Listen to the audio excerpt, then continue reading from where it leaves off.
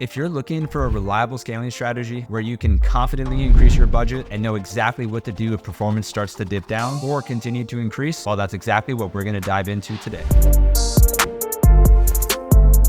What's going on, everyone? It's Spencer here. If you're new to the channel, I run a growth-focused agency by the name of Easy A Media, where we help multiple 6- and 7-figure Shopify brands scale their sales profitably. And as you can tell, it's a little late, so I'm going to keep this video to the point and ultimately just break down exactly what we're doing at our agency to scale brands aggressively during this Q4. And this is also the exact strategy that we've been using for the last few months to scale more aggressively and help our clients, of course, drive more revenue and more profit for their business. Without wasting more time, let's go ahead and jump into the screen. All right, so as you can see, we are now looking inside the screen, and I'm going to be taking you through a chart flow of how we essentially scale and how our media buyers are going through our ad accounts on a daily basis to figure out whether or not we should be scaling up, scaling down, or doing absolutely nothing. So where we're actually going to start is whether or not the client is actually hitting their KPI, or if you're doing this for yourself, whether or not you're hitting the KPI that you're looking for. Now, when it comes to KPIs, there's typically 3 main KPIs that we look at. The first one is going to be new customer cost per acquisition, also known as NCPA. The second is going to be CPA, which is just cost per acquisition. So in that instance, we're just looking at general cost per acquisition rather than new customers specifically. Third is going to be everyone's favorite, which is return on ad spend. For the sake of simplicity and for what most people look at, I'm just going to be talking about NCPA or return on ad spend. Now, the first thing I'm going to say is that we're going to be checking our client ad accounts at least every 24 hours. Now, for Black Friday, Cyber Monday, you can get a lot more aggressive. And if you're looking for a scaling strategy for Black Friday, Cyber Monday, you could potentially scale every 2 to 4 hours. And that method is actually called surf scaling, which is another video in itself. But again, for the sake of simplicity, I'm just going to keep this focused on day-to-day scaling strategies. So because this video is about scaling first, we're going to go ahead and go down the yes side to begin with.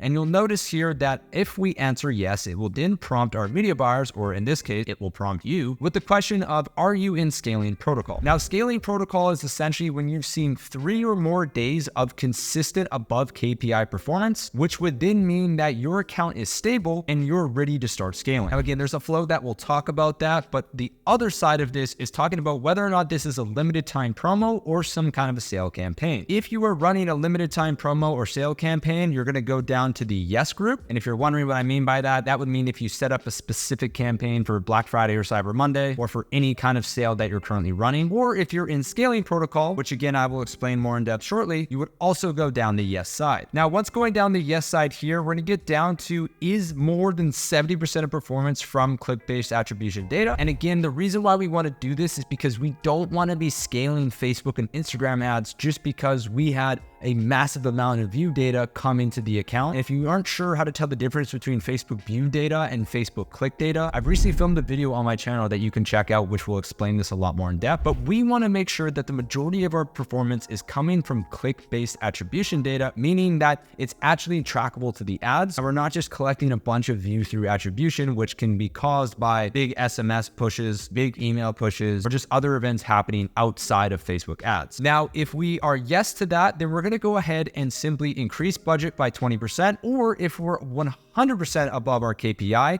we can increase budget by 100%. To use the return on ad spend instance, if your target return on ad spend is a 3x return on ad spend and you're currently getting a 6x return on ad spend, that instance, we would most likely double our budget. But if you are not 100% above target KPI, or if you are not comfortable scaling that aggressively, then just simply increase your budget by 20%, and then you are done the scaling SOP for today. Now, if we go back up to the top and we start going down the no side, so for example, you are not in scaling protocol, or this is not a limited time promo campaign, we will then be asked, has there been 72 hours of performance consistently above target KPI? So again, I mentioned this previously, if we see 3 days or 72 hours of consistent above target KPI performance, that is when we would enter scaling protocol and we would start scaling 20% every single day. But if you have not seen 3 consecutive days of above target KPI performance, then you are not in scaling protocol. So if there has been 72 hours of consistent performance above target KPI, you would then go down the yes train and then of course finish the rest of the scaling SOP.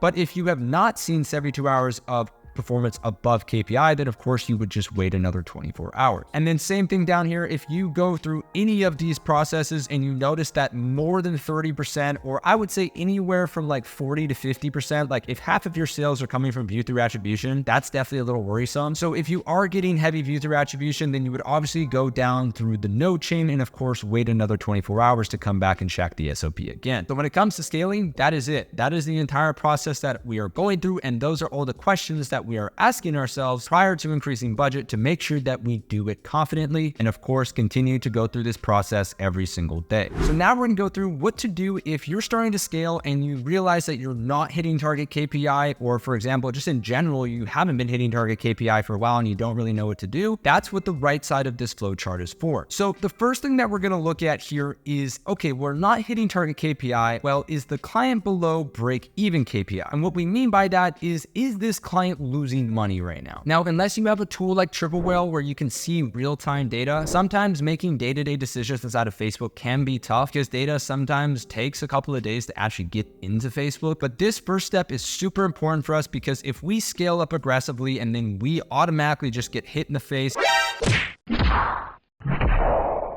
and our ads absolutely tank and we're now below break-even KPI, we're gonna go down the yes train here and make sure that number one, we're not at minimum daily spend, which I will get to very shortly, but most importantly, we will decrease budget right away, or if needed, we will decrease budget a lot more rapidly depending on what the situation is. Now to go back up to this, if you are not below break-even KPI, then you will be prompted with the question of, have you waited 72 hours for it to be hit? And again, I have got to give full credit to where credit is due, because I actually got this from Nick Therio. And again, if you don't know who he is, absolute monster when it comes to Facebook ads and scaling e-commerce brands. Based on his advice, we have started leaving client accounts for at least 3 days prior to scaling back down. It is a lot harder to scale back up than it is to scale back down. So if you've been in scaling protocol for a couple of days and you've been scaling 20%, scaling 20%, scaling 20%, and then you have one day where, say, instead of hitting your target of a $50 cost per acquisition, your cost per acquisition goes to $55 or $60, just let the account figure itself out and leave it for a minimum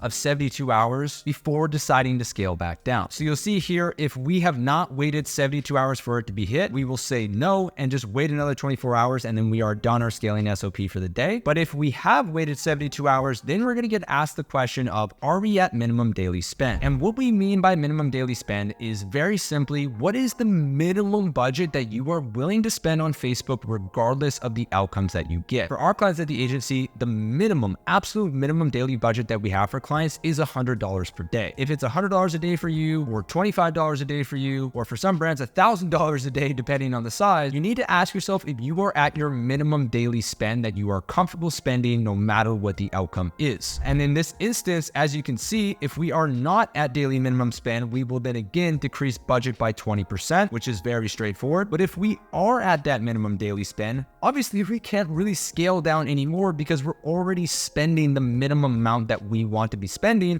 on this client account. So in this instance, as you can see, we have a checklist for our media buyers that says, okay, well, you can decrease spend because we're at minimum daily spend. So let's go ahead and run through this checklist. Number one, double check the entire funnel for bugs or errors and report it to the strategist. And if you're the strategist, then that's totally fine as well. But report it to the team to let them know, like, hey, this landing page is broken right now. We got to fix this ASAP. Or, hey, client, we just noticed you're completely out of stock. We definitely need to get this fixed as soon as we can. Things like that, and just double checking your funnel is so important, as you wouldn't believe how many times we've seen things break on the back end and make horrible decisions turning off ads or decreasing budget when it was just a quick and easy fix on the back end. Now, the second thing that I have our media buyers do is conduct a little bit of data analysis on the ads that are getting spent to just kind of see what soft metrics we're working with. For our media buyers, check the ad account and see that we have like a $7 or a $10 cost per click for whatever reason. That tells us that we probably need to create ads that are a little bit more engaging. So our media buyers will take that data and forward it over to our creative team, which again, if you are the media buyer and the creative team, that's totally cool. But then at least you'll know, like, hey, okay, I've got to make some ads that are more engaging because people aren't even clicking these right now. The third thing that I have our media buyers do is conduct a little bit of research for new concepts. And the way that our media buyers conduct research is simply by going into the ad comment section. So if you preview any of your Facebook posts, you can actually see what people are commenting on your ads. You have a decent amount of spend on there, and you can start to get ad ideas based off of what people are commenting or based off of questions that they're asking in that comment section. Or if you aren't getting any engagement on your ads because again, you're at minimum spend and you can't seem to scale up, then just start doing more market research to try to figure out what the heck is going on and